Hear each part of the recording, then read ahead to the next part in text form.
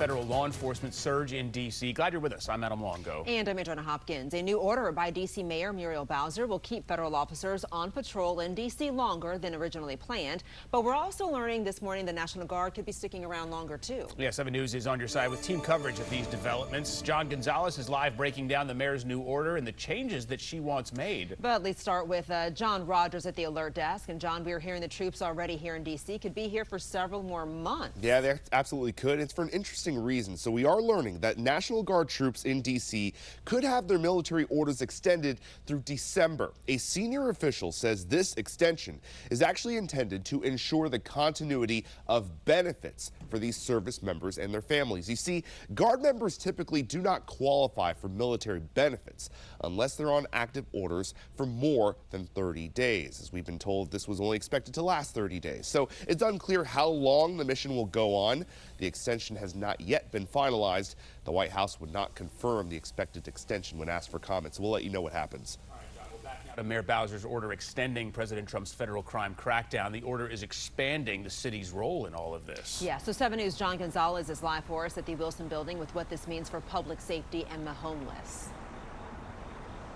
Adriana, good morning. Yeah, the mayor making it very clear this new order is about safety and accountability. It will keep federal agents on the ground here in D.C., but she wants to see some changes with how they patrol the streets. She says they must identify themselves, must carry badges, ID, must be able to show those badges, and she doesn't want to see these federal agents with their faces covered. Now, take a look. The order creates a new safe and beautiful emergency operations center as well to coordinate with federal agencies from the FBI and Secret Service to the U.S. Park Police. It also prioritizes using the D.C. National Guard for specific missions. The mayor being very blunt yesterday, saying she doesn't feel that part of the operation has been effective. The same order pushes for continued clearing of homeless encampments. City leaders say about 80 people have recently moved into shelters over the past couple of weeks, but advocates warn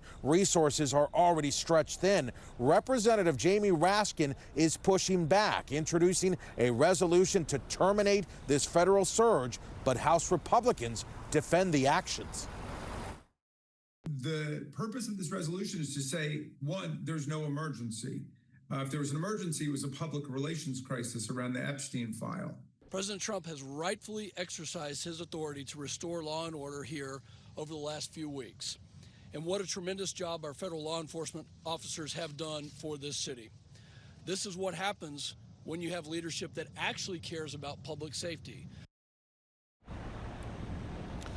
Now here at City Hall, the mayor says the new emergency center will also focus on public safety, housing, and economic recovery while continuing to work side by side with these federal agencies. The question now is, how long will this partnership last? Reporting live, John Gonzalez, 7 News. Start with the federal law enforcement surge in D.C. Thanks for being with us this morning. I'm Adriana Hopkins. And I'm Adam Longo. So far, nearly 1,700 arrests have been made in this operation. More than 200 of those happened over the holiday weekend. Officers have also recovered nearly 170 illegal guns, and President Trump once again touting the operation at the White House yesterday. District of Columbia, right here where we are, it's now a safe zone. We have no crime.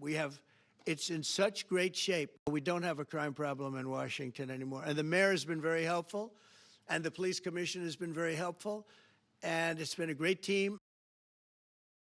Meantime, D.C. Mayor Muriel Bowser issued an order yesterday to continue the increased federal law enforcement presence in the city. The mayor says the safe and beautiful Emergency Operations Center will manage the city's response and coordinate with federal law enforcement both during and after the president's takeover. But that also includes working with federal agents to make sure they're not wearing masks, clearly identifying their agency, and providing identification during arrests or encounters with the public. The goal is to improve trust between police and the community. With the surge of federal officers now expected to stick around past the 30-day emergency order, we are hearing about the impacts of the increased presence. Yeah, some workers in the hospitality industry say immigration enforcement is creating fear and cutting into business. Straight out live to 7 News reporter John Gonzalez to tell us what both sides are saying. John, good morning.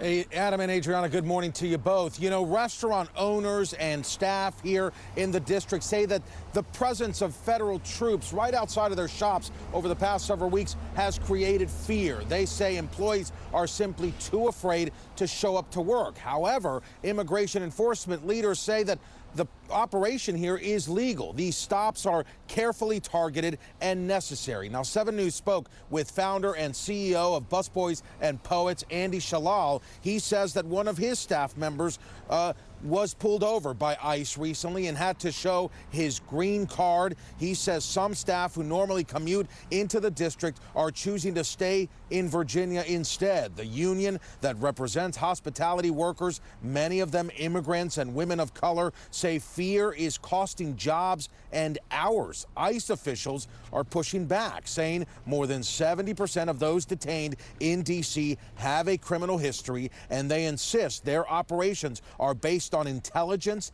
and targeted enforcement. And it's not because they don't have papers. It's just because they feel scared being stopped. You know, even if you're a citizen, you get stopped by the police, you always have this anxiety of why am I getting stopped and what's this going to lead to? It's causing a lot of fear. It's causing people to lose their jobs. Our workers are not working right now. Management don't have business, so they're not scheduling people. What we do is we pride ourselves on targeted enforcement and intelligence-based investigations. And also new this morning, the Pentagon is authorizing some 600 military lawyers to temporarily serve as immigration judges aimed at reducing a big backlog with these cases right now. Reporting live, John Gonzalez, 7 News. Well, amid concerns about crime, people in Northwest D.C.'s Shaw neighborhood are pushing for more police presence, and they are getting a positive response. A congressional intern was fatally shot in that neighborhood back in June. This happened near a bus stop close to the Washington Convention Center, and that crime remains unsolved. We spoke with the neighborhood commissioner about violence that's erupted in her community. I just think that drawing attention to what's going on and the police being proactive about it, I think will help. Well, Commissioner Rochelle Nigro has been pushing to have more police officers on foot patrol in her neighborhood, and she says the 3rd District Police Commander has now agreed to that request. Meantime, President Trump once again threatening to deploy the National Guard to Chicago, calling it the murder capital of the world after more than 50 people were shot during the Labor Day weekend. Yesterday, the president was asked if he's made up his mind. Make your mind up on Chicago, though? Well, we're going in. I didn't say when. We're going in. When you lose, look, I have an obligation. This isn't a political thing. I have an obligation. Illinois Governor J.B. Pritzker says the National Guard in Chicago is unnecessary. He adds there's been no communication from the Trump administration regarding any possible National Guard deployment.